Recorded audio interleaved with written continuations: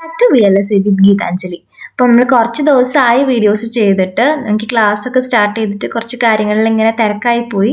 അതുകൊണ്ടാണ് വീഡിയോസ് ചെയ്യാഞ്ഞത്. അപ്പോൾ ഇന്ന് തുടങ്ങി നമ്മൾ കൺസിസ്റ്റൻ്റ് ആയിട്ട് വീഡിയോസ് പോസ്റ്റ് ചെയ്യുന്നതായിരിക്കും. സോ കഴിഞ്ഞ ക്ലാസ്സിൽ നമ്മൾ binary to octal and octal to binary conversion ആണ് ചെയ്തത്. അപ്പം ഇന്ന് നമുക്ക് binary to hex and hex to binary conversion ചെയ്യാം. ആ പേര് പോലെ തന്നെ നമ്മൾ എങ്ങനെയാണോ octal to binary and binary to octal ചെയ്തത് അതേപോലെ സിമിലർ വേയിൽ തന്നെയാണ് നമ്മൾ binary to hex and hex to binary conversion ചെയ്യുന്നത്. ചെറിയൊരു ഡിഫറൻസ് മാത്രമേ വരുന്നുള്ളൂ. ഓക്കെ, സോ നമ്മൾ binary to octal and octal to binary conversion ചെയ്യാനായിട്ട് നമ്മൾ എന്താ യൂസ് ചെയ്തത്? 3-bit ബൈനറി റെപ്രസെൻറ്റേഷൻ ആണ് യൂസ് ചെയ്തത് അല്ലേ? Similarly binary to hex and hex to binary conversion ചെയ്യാൻ നമ്മൾ 4-bit ബൈനറി റെപ്രസെൻറ്റേഷൻ ആണ് യൂസ് ചെയ്യാൻ പോകുന്നത്. ഓക്കെ, ഇപ്പം ഈ 4-bit ബൈനറി റെപ്രസെൻറ്റേഷൻ്റെ ടേബിളാണ്. ഇതിൽ നമുക്ക് ഓരോ ബൈനറി വാല്യൂവിൻ്റെ കറസ്പോണ്ടിങ് ആയിട്ടുള്ള ഹെക്സ് വാല്യൂസ് തന്നിട്ടുണ്ട്. ഓക്കെ, അപ്പം ഇത് വെച്ചിട്ടാണ് നമ്മൾ കൺവേർഷൻ ചെയ്യാൻ പോകുന്നത്. സോ എന്തായാലും ഈ ടേബിൾ അറിഞ്ഞിരിക്കണം. ഫസ്റ്റ് നമുക്ക് ബൈനറി ടു ഹെക്സാഡെസിമൽ കൺവേർഷൻ നോക്കാം.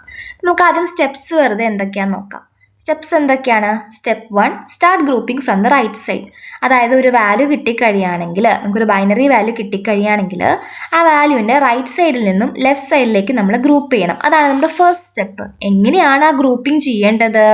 നമ്മൾ 4 bits ആയിട്ട് ഗ്രൂപ്പ് ചെയ്യണം അല്ലേ? Octal to binary and binary to octal ചെയ്തപ്പോൾ നമ്മൾ എന്താ ചെയ്തത്? 3 bits ആയിട്ടാണ് ഗ്രൂപ്പ് ചെയ്തത്. ബട്ട് ഹെക്സ് ചെയ്യുമ്പോൾ നമ്മൾ 4 bits ആയിട്ട് ഗ്രൂപ്പ് ചെയ്യണം. ദെൻ നമ്മൾ എന്ത് ചെയ്യണം? സ്റ്റെപ്പ് 3, അങ്ങനെ ഗ്രൂപ്പ് ചെയ്തിട്ട് നമുക്കൊരു 4-bit ബൈനറി വാല്യൂ കിട്ടിയില്ല എന്നുണ്ടെങ്കിൽ നമ്മൾ എന്ത് ചെയ്യണം? അവിടെ ലീഡിങ് സീറോസ് ആഡ് ചെയ്യണമെങ്കിൽ അത് ആഡ് ചെയ്ത് കൊടുക്കണം. എന്ത് ചെയ്യണം? Step 4, convert each group using the table. നമ്മൾ ടേബിൾ യൂസ് ചെയ്ത് ഓരോ ഗ്രൂപ്പിൻ്റെയും കറസ്പോണ്ടിങ് ആയിട്ടുള്ള ഹെക്സാഡെസിമൽ വാല്യൂ എഴുതാം. അപ്പം ഇതാണ് നമ്മുടെ ബേസിക് സ്റ്റെപ്സ് വരുന്നത്. ഇനി നമുക്ക് എക്സാമ്പിൾസ് വെച്ചിട്ട് ചെയ്തു നോക്കാം. നമ്മൾ എക്സാമ്പിൾ 1 എന്ന് പറയുന്നത് ഇതാണ്. 1011101110 ടു ദ ബേസ് 2. ഇതിന് നമ്മൾ എന്ത് ചെയ്യണം? നമ്മുടെ ഫസ്റ്റ് സ്റ്റെപ്പ് എന്താണ്? റൈറ്റ് സൈഡിൽ നിന്നും ലെഫ്റ്റ് സൈഡിലേക്ക് 4-bit റെപ്രസെൻറ്റേഷൻ ആയിട്ട് ഗ്രൂപ്പ് ചെയ്യാം അല്ലേ? അതെങ്ങനെ വരും? ഇങ്ങനെ വരും. റൈറ്റ് സൈഡിൽ നിന്ന് ലെഫ്റ്റ് സൈഡിലേക്ക് ഗ്രൂപ്പ് ചെയ്യുമ്പോൾ നമ്മുടെ ആദ്യത്തെ നമ്പർ എന്ന് പറയുന്നത് 1110, ദെൻ 1110. നമ്മുടെ മൂന്നാമത്തെ ബിറ്റ് നോക്കിയാൽ ലെഫ്റ്റ് സൈഡിൽ അവിടെ 2 ബിറ്റേ ഉള്ളൂ അല്ലേ? 10 2 ബിറ്റേ ഉള്ളൂ. അതൊരു 4-bit ബൈനറി നമ്പർ അല്ല. അപ്പം നമ്മൾ എന്ത് ചെയ്യണം? അതിൻ്റെ കൂടെ 2 എക്സ്ട്രാ സീറോസും കൂടെ ആഡ് ചെയ്ത് കൊടുക്കണം. അങ്ങനെ ആഡ് ചെയ്ത് കൊടുക്കുമ്പോൾ നമുക്ക് എന്ത് കിട്ടി? 3 4-bit ബൈനറി വാല്യൂ കിട്ടി അല്ലേ? ഇനി എന്ത് ചെയ്യണം? ഈ ഓരോ 4-bit ബൈനറി വാല്യൂവിനും കറസ്പോണ്ടിങ് ആയിട്ടുള്ള ഹെക്സിൻ്റെ ഇക്വാലൻറ്റ് നമ്പർ എഴുതിയാൽ മതി. അപ്പം നോക്കിയേ, 0010 എന്ന് പറയുന്നത് ഹെക്സാഡെസിമലിൽ 2 ആണ്. 1110 എന്ന് പറയുന്നത് ഹെക്സാഡെസിമലിൽ E ആണ് അല്ലേ? അതേപോലെ 1110 എന്ന് പറയുന്നത് E ആണ്, പിന്നെയും E. അപ്പം എന്ത് കിട്ടി നമുക്ക്? 2E to the base 16. So 1011101110 to the base 2ൻ്റെ കറസ്പോണ്ടിങ് ആയിട്ടുള്ള ഹെക്സാഡെസിമൽ കൺവേർഷൻ ചെയ്തപ്പം എന്താ വന്നത്?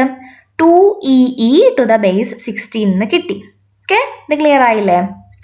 ഇപ്പം നമ്മൾ റിയൽ പാർട്ട് മാത്രമുള്ള ഒരു എക്സാമ്പിളാണ് ചെയ്തത്. നമുക്ക് റിയൽ പാർട്ടും ഫ്രാക്ഷണൽ പാർട്ടും വരുന്ന ഒരു എക്സാമ്പിൾ ചെയ്യാം. ഇതാണ് നമ്മുടെ എക്സാമ്പിൾ. സോ ആദ്യം തന്നെ എന്ത് ചെയ്യണം? ഗ്രൂപ്പ് ചെയ്യണം അല്ലേ? ഗ്രൂപ്പ് ചെയ്യാൻ നമ്മൾ റിയൽ പാർട്ട് ചെയ്തപ്പോൾ നമുക്കൊന്നും നോക്കേണ്ട ആവശ്യം ഉണ്ടായില്ല. ബട്ട് ഇവിടെ റിയലും ഫ്രാക്ഷണലും വന്നിട്ടുണ്ട്. നമ്മൾ എന്ത് ചെയ്യണം? ബൈനറി പോയിന്റിലേക്ക് നോക്കണം. ഓക്കെ, നമ്മുടെ ബൈനറി പോയിന്റിന്റെ ലെഫ്റ്റ് സൈഡിലേക്ക് നോക്കിയേ. ബൈനറി പോയിന്റ് ലെഫ്റ്റ് സൈഡിലുള്ളത് നമ്മുടെ ഫ്രാക്ഷണൽ വാല്യൂ ആണ്. അവിടെ ബട്ട് ഓൾറെഡി ഒരു 4-bit റെപ്രസെൻറ്റേഷൻ ആയിട്ടാണ് കിടക്കുന്നത്. സോ നമുക്കതിൽ ഒന്നും ചെയ്യേണ്ട ആവശ്യം ഇല്ല. അത് ഓൾറെഡി ഒരു 4-bit വാല്യൂ ആയിട്ടാണ് കിടക്കുന്നത്. ഇനി നമുക്ക് എന്താ ചെയ്യേണ്ടത്? റിയൽ പാർട്ട് നോക്കണം. റിയൽ പാർട്ട് നോക്കുമ്പോൾ 110101 എന്നാണ് നമ്മുടെ റിയൽ പാർട്ട് ഇരിക്കുന്നത് അല്ലേ? അപ്പം അതിന് നമ്മൾ എന്ത് ചെയ്യണം? റൈറ്റിൽ നിന്നും ലെഫ്റ്റ് സൈഡിലേക്ക് 4-bit റെപ്രസെൻറ്റേഷൻ ആയിട്ട് എഴുതണം. അങ്ങനെ എഴുതുമ്പോൾ എന്ത് വരും? 0101 ആദ്യത്തെ നമ്പർ. അത് കഴിഞ്ഞാൽ ബാക്കി ഒരു 11 മാത്രമേ ഉള്ളൂ അല്ലേ? അപ്പോൾ ആ 11 മാത്രം ഉള്ളത് കൊണ്ട് അതിനെ കോമ്പൻസേറ്റ് ചെയ്യാൻ ഞാൻ 2 സീറോസും കൂടെ ലെഫ്റ്റ് സൈഡിൽ ആഡ് ചെയ്തു. ഇപ്പം എന്തായി? നമുക്ക് 2 4-bit ബൈനറി വാല്യൂ കിട്ടിയല്ലേ? ഇനി ഇതിനെന്ത് ചെയ്യണം? കമ്പൈൻ ചെയ്ത് എഴുതണം. സോറി, കമ്പൈൻഡ് അല്ല, നമ്മൾ ബൈനറി ടു ഹെക്സ് ആണ്, കൺവേർഷൻ ആണ് ചെയ്യുന്നത്. സോറി. അപ്പോൾ നമ്മൾ എന്ത് ചെയ്യണം? ഓരോ 4 ബിറ്റിന് കറസ്പോണ്ടിങ് ആയിട്ടുള്ള ഹെക്സിന്റെ ഇക്വാലന്റ് വാല്യൂ എഴുതാം. 0011 എന്ന് പറയുന്നത് ഹെക്സിൽ 3 ആണ്. അതേപോലെ 0101 എന്ന് പറയുന്നത് ഹെക്സിൽ 5 ആണ്. ഓക്കെ, ഇനി നമുക്ക് എന്താ ഉള്ളത്? നമ്മുടെ ഫ്രാക്ഷണൽ പാർട്ട് ഉണ്ടല്ലേ. നമ്മുടെ ഫ്രാക്ഷണൽ പാർട്ട് എന്താണ്? 1011. അതിന്റെ ഹെക്സ് ഇക്വാലന്റ് എന്ന് പറയുന്നത് ബി ആണ്.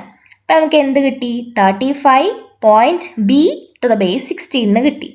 അതായത് 110.1011 എന്ന് പറയുന്നത് ഹെക്സാഡെസിമലിൽ എന്താണ്? 35.b⁴. ഓക്കെ, ഇത് ക്ലിയർ ആയല്ലോ. ഇതിൽ ശ്രദ്ധിക്കേണ്ട ഒരു കാര്യം എന്താണ്? നമ്മുടെ ക്വസ്റ്റ്യനിൽ റിയൽ പാർട്ട് മാത്രമേ ഉള്ളൂവെങ്കിൽ നമ്മൾ റൈറ്റ് സൈഡിൽ നിന്നും ലെഫ്റ്റ് സൈഡിലേക്ക് ഗ്രൂപ്പ് ചെയ്താൽ മതി.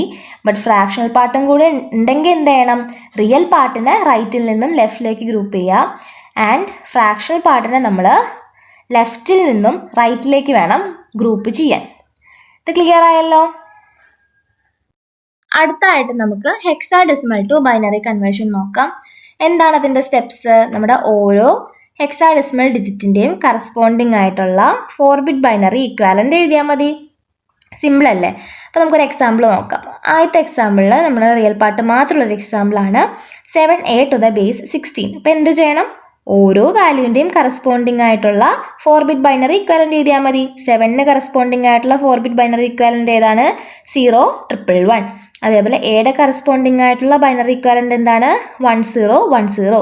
ഇനി എന്ത് ചെയ്യണം? ഇത് രണ്ടിനെയും കൂടെ കമ്പൈൻ ചെയ്ത് എഴുതണം. So this is our binary equivalent for 7a⁴16. Okay, clear അല്ലേ? ഇനി നമുക്ക് റിയൽ പാർട്ടും ഫ്രാക്ഷണൽ പാർട്ടും ഉള്ള ഒരു എക്സാമ്പിൾ നോക്കാം. അതായത് 2f.c⁴16. ഇതിൽ എന്ത് ചെയ്യണം? നമ്മൾ കറസ്പോണ്ടിങ് ആയിട്ടുള്ള ഓരോ നമ്പറിന്റെയും ബൈനറി ഇക്വാലന്റ് എഴുതിയാൽ മതി. അപ്പൊ അതിന് നമുക്ക് റിയൽ പാർട്ടിന്റെ നോക്കാം. ബൈനറി പോയിന്റിന്റെ ലെഫ്റ്റ് സൈഡിലേക്കുള്ളതാണ് നമ്മുടെ റിയൽ പാർട്ട്. അതായത് 2f. ആ 2fന്റെ ഇക്വാലന്റ് ആയിട്ടുള്ള 4 ബിറ്റ് ബൈനറി റെപ്രസെന്റേഷൻ എഴുതാം. 2ന്റെ 0010 ആണ്. അതേപോലെ എഫിന്റെ 1111. ഓക്കെ, ഇനി നമുക്ക് ഇമാജിനറി അല്ല, ഫ്രാക്ഷണൽ പാർട്ട് എന്ന് പറയുന്നത് സി ആണ്. അപ്പൊ സിയുടെ ബൈനറി ഇക്വാലന്റ് എന്ന് പറയുന്നത് 1100. ഇനി എന്ത് ചെയ്യണം? ഇതിനെ രണ്ടിനെയും കമ്പൈൻ ചെയ്ത് എഴുതാം. അപ്പൊ നമുക്ക് എന്ത് കിട്ടി? 0010111100 അപ്പം ഇത് ക്ലിയർ ആയെന്ന് ഞാൻ വിചാരിക്കുന്നു. ഇനി ഞാൻ ബൈനറി ടു ഹെക്സാഡെസിമലും ഹെക്സാഡെസിമൽ ടു ബൈനറി കൺവേർഷനും നിങ്ങൾക്ക് ചെയ്യാനായിട്ട് 2-3 പ്രാക്ടീസ് ക്വസ്റ്റ്യൻസ് ഇട്ടിട്ടുണ്ട്. അപ്പോൾ നിങ്ങൾ ഇതും കൂടെ ചെയ്ത് നോക്കാം. നിങ്ങൾ പ്രാക്ടീസ് ക്വസ്റ്റ്യൻസ് കൂടെ ചെയ്യുമ്പോൾ നിങ്ങൾക്ക് നല്ല തറോ ആയിട്ട് മനസ്സിലാകും. ആൻഡ് ഇതിൻ്റെ ആൻസേഴ്സ് വേണമെങ്കിൽ നിങ്ങൾ കമൻറ്റ് ചെയ്യുക. കമൻറ്റ് ചെയ്യുമ്പോൾ ഞാൻ ആൻസേഴ്സും കൂടെ അപ്ലോഡ് ചെയ്യുന്നതായിരിക്കും. ആൻഡ് ഈ ഒരു PPT നിങ്ങൾക്ക് എൻ്റെ GitHubൽ നോക്കിയാൽ അവിടെ ഉണ്ടാകും, ഞാൻ അപ്ലോഡ് ചെയ്യാം. And thanks for watching. ഇനി നമുക്ക് ഒരു കൺവേർഷനും കൂടെ ഉള്ളൂ. ആ ഒരൊറ്റ കൺവേർഷനോടെയും ചെയ്ത് കഴിഞ്ഞാൽ നമ്മുടെ കൺവേർഷൻ എന്ന് പറയുന്ന ആ പാർട്ട് കംപ്ലീറ്റ് ആകും.